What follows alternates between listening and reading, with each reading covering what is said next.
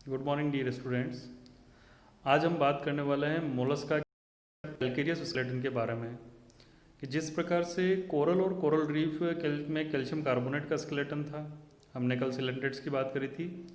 उनमें जो सिक्रीशन हो रहा था कैल्शियम कार्बोनेट का, उससे कोरल्स बन रहे थे, कोरल रीफ का फॉर्मेशन हो रहा था। साथ ही हमने डिफरेंट टाइप की थ्योरीज भी देखी थी किस प्रकार से कोरल रीफ का फॉर्मेशन होता है। आज हम उसी से आगे का पॉइंट जो हमारा स्केलेटल सिस्टम का है वो है मोलस्का में किस तरह से कैल्शियम कार्बोनेट के शेल का निर्माण होता है, या किस प्रकार से मोलस्का में अलग अलग क्लासेस में शेल पाया जाता है। तो यहाँ पे जो रिप्रेजेंटेटिव एनिमल्स हमको मोलस्का के दिए गए हैं सिलेबस में, वो पाइला और यूनियो हैं। पाइला में जो कैल्शियम कार्बोनेट का शेल होता है वो मेंटल के द्वारा सिक्रीटेड होता है या प्रावार के द्वारा इसका निर्माण होता है। देखिए, मेंटल की प्रेजेंस मोलस्का फाइलम की एक अभिलाक्षणिक गुण है, इम्पोर्टेंट कैरेक्टर है। हमको ये विशेष तौर से ध्यान रखना है कि कैल्शियम कार्बोनेट का शेल मोलस्का के अंदर मेंटल के द्वारा या प्रावार के द्वारा स्रावित किया जाता है। इसी तरह से अगर हम बात करें यहाँ की, अगर हम बात करें डिफरेंट क्लासेस ऑफ मोलस्का की, तो मोलस्का के अंदर जो फर्स्ट क्लास है वो है एम्फीन्यूरा क्लास या पॉलीप्लेकोफोरा।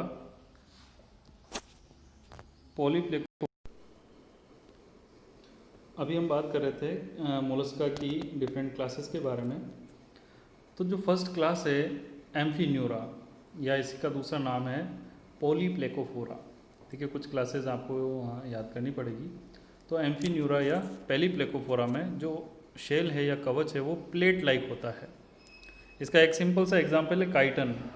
काइटन जब आप बनाएंगे प्रैक्टिकल्स में भी, तो काइटन में 8 प्लेट्स होती है। जैसे कि छोटा सा एक डायग्राम आपको दिख रहा है, यहाँ पर काइटन बना रखा है, इसमें 8 प्लेट्स पाई जाती है। यानी कि जो स्केलेटन है वो प्लेट लाइक होता है। दूसरा जो क्लास है वो है स्कैफोपोडा। स्कैफोपोडा का जो शेल है या कवच है वो ट्यूब लाइक होता है, और इसका एग्जाम्पल है डेंटेलियम, जो हाथी दांत कवच कहलाता है। यानी कि जो हाथी दांत का जो बड़ा सा हाथी दांत होता है वो स्ट्रक्चर उस लाइक होता है, example Dentalium. Number 3 Gastropoda, important है, पाइला इसी से बिलोंग करता है। तो गैस्ट्रोपोड्स में जो शेल होता है वो कोइल्ड होता है और यूनिवाल्व होता है। यानी कि अगर हम एक बात करें सीपी की बात करें, जो पानी में अक्सर आपने देखी होगी, सीपी के 2 वाल्व होते हैं, यानी कि 2 कवच में वो पूरी बॉडी उसमें कवर्ड रहती है, तो वो बाई वाल्विया में कहलाता है। लेकिन जो गैस्ट्रोपोड्स है या पाइला है, उनमें एक ही वाल्व पाया जाता है, यानी कि एक ही शेल के अंदर, पूरे शेल के अंदर उसकी बॉडी प्रेजेंट होती है। और बॉडी जो अंदर से कवर है वो किसके द्वारा है? मेंटल के द्वारा। और मेंटल अभी हमने देखा है, मेंटल के द्वारा ही इस शेल का फॉर्मेशन किया जाता है। तो रिपीट कर देता हूँ एक बार, गैस्ट्रोपोड्स में जो शेल है वो कुंडलित होता है, कॉइल्ड होता है, और एक वाल्व का बना होता है, यूनिवाल्व होता है। नेक्स्ट क्लास की अगर हम बात करें तो दैट इज़ पेलेसिपोडा या बाइवाल्विया। देखो नाम आ गया यहाँ पे बाइवाल्विया, यानी कि यहाँ पर 2 वाल्व प्रेजेंट होंगे, और इसका एग्जाम्पल है यूनियो। और लास्ट जो इम्पोर्टेंट है दैट इज़ सिफेलोपोडा। सिफेलोपोडा का नाम आते ही आपके दिमाग में ऑक्टोपस, सीपिया और लोलिगो आ जाना चाहिए। सिफेलोपोड्स में जो शेल है वो मल्टी चैम्बर्ड होता है, यानी कि बहुकोष्ठकीय होता है। तो ये अलग अलग क्लासेस हैं मोलस्का की, जिसमें शेल का टाइप अलग अलग है, जो कवच है अलग अलग प्रकार से है। किसी में प्लेट लाइक है, किसी में ट्यूब लाइक है, किसी में कॉइल्ड है, किसी में बाइवाल्व है, किसी में मल्टी चैम्बर्ड है। तो क्लासेस के साथ एग्जाम्पल भी आपको याद रखें। इसके बाद अगर हम बात करें, जो पाइला का शेल है या जो कवच है वो कितने वर्ल्स का बना होता है, या कितने उसके अंदर चक्र होते हैं। तो इसमें 6.5 वर्ल्स होते हैं, यानी कि 6.5 चक्र होते हैं। ना तो 6 होता है ना 7, बीच का 6.5 वर्ल्स होते हैं, यानी 6 पूरे और 1 आधा होता है। सर्पिलाकार होता है, यानी स्पाइरल होता है। अभी हमने ऊपर देख लिया था, यूनिवाल्व होता है, एक ही इसके अंदर वाल्व पाया जाता है। इसके बाद ये राइट हैंडेड होता है, डेक्स्ट्रल होता है, दक्षिणावर्त होता है। यानी कि ये इसका जो कुंडलन है वो किस प्रकार का है, या जो कोइलिंग है वो राइट हैंडेड होती है, दक्षिणावर्त प्रकार की होती है। डेक्स्ट्रल कोइलिंग पाई जाती है पाइला में, ये हम बात कर रहे हैं अभी। इसी तरह से अगर हम जेनेटिक्स में एक चैप्टर आता है, उस चैप्टर का नाम है एक्स्ट्रा क्रोमोसोमल इनहेरिटेंस या साइटोप्लाज्मिक इनहेरिटेंस। साइटोप्लाज्मिक इनहेरिटेंस का मतलब क्या हुआ, हम नॉर्मली बात करते हैं कि जो भी आनुवंशिकता में हेरिडिटी होती है उसमें पेरेंट के कैरेक्टर्स आते हैं, ये हम पढ़ते हैं जेनेटिक्स में हेरिडिटी के अंदर। और वो हम बात करते हैं कि इन्फॉर्मेशन को एक पीढ़ी से दूसरी पीढ़ी में या one generation to another generation ले जाने का काम कौन करेगा, जीन्स करते हैं जो डीएनए पर प्रेजेंट होता है। और डीएनए कहाँ प्रेजेंट होता है, न्यूक्लियस में प्रेजेंट होता है। यानी कि हम उस समय जो बात कर रहे होते हैं वो न्यूक्लियर इनहेरिटेंस की बात कर रहे हैं, यानी वहाँ जो सूचनाओं का आदान प्रदान कर रहा है एक पीढ़ी से दूसरी पीढ़ी में, वो कौन कर रहा है, न्यूक्लियस कर रहा है। इसीलिए हमने उसको क्या कहा, न्यूक्लियर इनहेरिटेंस। जबकि जब हम साइटोप्लाज्मिक इनहेरिटेंस की बात करते हैं जो कुछ मेंबर्स में पाई जाती है, जैसे पैरामीशियम हो गया, पैरामीशियम में कप्पा पार्टिकल्स हैं, इसी तरह से स्नेल्स है या पाइला है, पाइला में जो स्नेल की कोइलिंग होती है वो दो प्रकार की होती है, एक हमने अभी देख ली इसमें डेक्स्ट्रल प्रकार की, और एक होती है सिनिस्ट्रल टाइप की, सिनिस्ट्रल टाइप की कोइलिंग। तो ये सिनिस्ट्रल टाइप की कोइलिंग जो कि वामावर्त होती है। तो यहाँ पर जो हम बात करेंगे ये डेक्स्ट्रल कोइलिंग है पाइला की। नेक्स्ट हम सेल के बारे में बात कर रहे हैं। जो सबसे बड़ा वर्ल्ड होता है, देखिए मैं आपको पहले उसका डायग्राम बता देता हूँ कि ये पाइला का एक डायग्राम है। जिसमें शेल अच्छे से आपको दिखाई दे रहा है। इसमें देखिए जो सबसे ऊपर वाला पार्ट है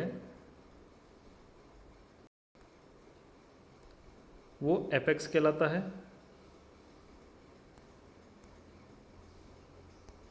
एक मिनट, ये वाला पार्ट एपेक्स कहलाता है जो सबसे ऊपर का है। और ये एपेक्स जो सबसे छोटा है, सबसे छोटा वर्ल होता है, सबसे हमने अभी देखा ना 6.5 वर्ल होते हैं, तो 6.5 वर्ल में एक सबसे छोटा एपेक्स होता है। इस एपेक्स को हम प्रोटोकॉन्च भी कहते हैं क्योंकि इसका डेवलपमेंट सबसे पहले होता है।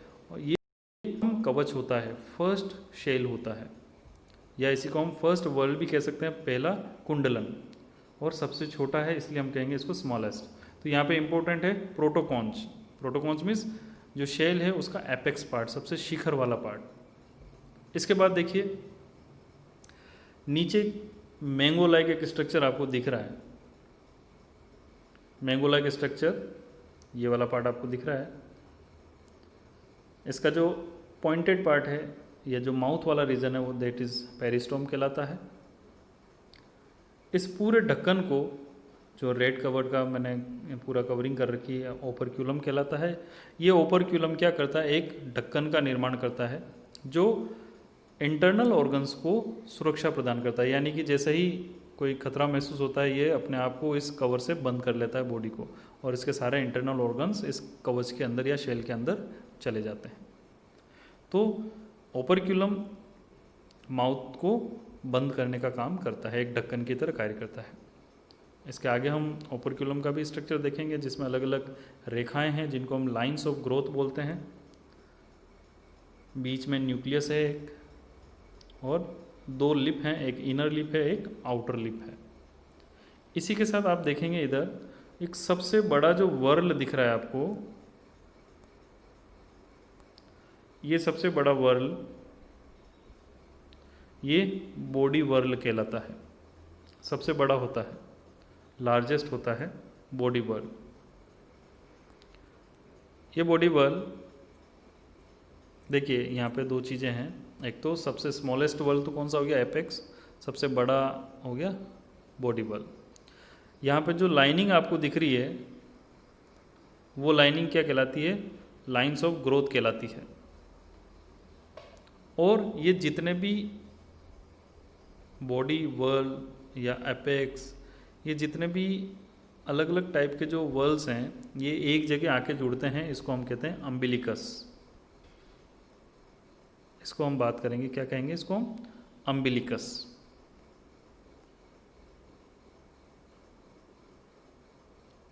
तो ये एक जनरल शेल का डायग्राम है पाइला के। अब इसी के बारे में हम बात करेंगे। जो बॉडी वर्ल्ड था, अब मैंने डायग्राम इसीलिए बताया ताकि अब आपको डिस्क्रिप्शन इसका अच्छे से समझ में आए। जो बॉडी वर्ल्ड है वो बाहर की ओर माउथ के द्वारा ओपन होता है, ओपन आउटसाइड बाय माउथ। और जो माउथ का मार्जिन है, जो हमने देखा था अभी मैंगो लाइक स्ट्रक्चर था जिसमें इनर लिप और आउटर लिप थे, तो जो माउथ का मार्जिन था वो क्या कहलाता है? पेरिस्टोम कहलाता है। या माउथ का जो किनारा है वो क्या कहलाता है? पेरिस्टोम कहलाता है। इसके बाद अगर हम बात करें जो शेल है, अब इस शेल के लिए क्या चाहिए हमको? एक एक्सिस चाहिए, मुख्य अक्ष चाहिए। और उस मुख्य अक्ष को हम यहाँ पे या मेन एक्सिस को नाम देते हैं कोलुमेला। देखिए ये वर्ड हमने सिलेंटेट्स में भी पढ़ा है, कोलुमेला। ये कोलुमेला बाहर की ओर एक पोर के द्वारा ओपन होता है या एक छिद्र के द्वारा ओपन होता है, और इस छिद्र को हम नाम देते हैं अम्बिलिकस। रिपीट कर रहा हूँ, कोलुमेला है, कोलुमेला बाहर की ओर एक छिद्र के द्वारा ओपन होता है, और इस एपर्चर को या इस पोर को हम बोलते हैं अम्बिलिकस। इसी के साथ हमने वो भी देख लिया कि जो इंटरनल बॉडी ऑर्गन्स है उनको प्रोटेक्शन कौन प्रोवाइड करता है? ओपरक्यूलम। तो यही पॉइंट यहाँ लिखा है, a thick calcareous plate close the mouth of shell, यानी कि एक मोटी कैल्केरियस कैल्शियम कार्बोनेट की बनी प्लेट उस कवच के मुंह को बंद कर देती है, और वो कवच क्या कहलाता है? ओपरक्यूलम कहलाता है। इसी ओपरक्यूलम से हेड और फुट अंदर और बाहर आ जा सकते हैं। ओपन हो जाएगा तो हेड और फुट बाहर आ जाएंगे, क्लोज हो जाएगा तो हेड और फुट अंदर चले जाएंगे। लास्ट पॉइंट है, जो ओपरक्यूलम है उसका सेक्रेशन कौन करता है? तो operculum is secreted bye glandular cells of foot. जो ओपरक्यूलम का जो स्रवण होता है वो फुट रीजन की ग्लैंडुलर सेल्स के द्वारा किया जाता है। आगे बढ़ते हैं। डायग्राम आपको याद रखना है, एग्जाम में पूछा जा सकता है। इंपॉर्टेंट क्या है यहाँ पे? प्रोटोकॉन्च एंड लार्जेस्ट बॉडी वॉल कौन सा होता है? Body wall. लार्जेस्ट वॉल कौन सा है? Body wall. देखिए ये ओपरक्यूलम का एक स्ट्रक्चर है। इसमें देखिए सबसे बीच में न्यूक्लियस है। देखिए एक डोर्सल पार्ट है, एक वेंट्रल पार्ट है। ओपरक्यूलम की जैसे हमने बात करी थी कि ओपरक्यूलम में एक सेंटर में न्यूक्लियस है। लाइंस ऑफ ग्रोथ जो आपको लाइनिंग दिख रही है अंदर, सर्कुलर लाइनिंग जो आपको दिख रही है थोड़ी सी, वो लाइन ऑफ ग्रोथ है। और दो इसमें ओस्ट पाए जाते हैं, दो लिप्स पाए जाते हैं, one is inner lip and one is outer lip. और जो इसका सबसे मिडल पार्ट है उसको हम बोस कहते हैं। आपको डायग्राम ए में दिख रहा है ना, बोस, और जिसके अंदर एक कैविटी है दैट इज़ ग्रूव। तो ये ओपरक्यूलम का स्ट्रक्चर है।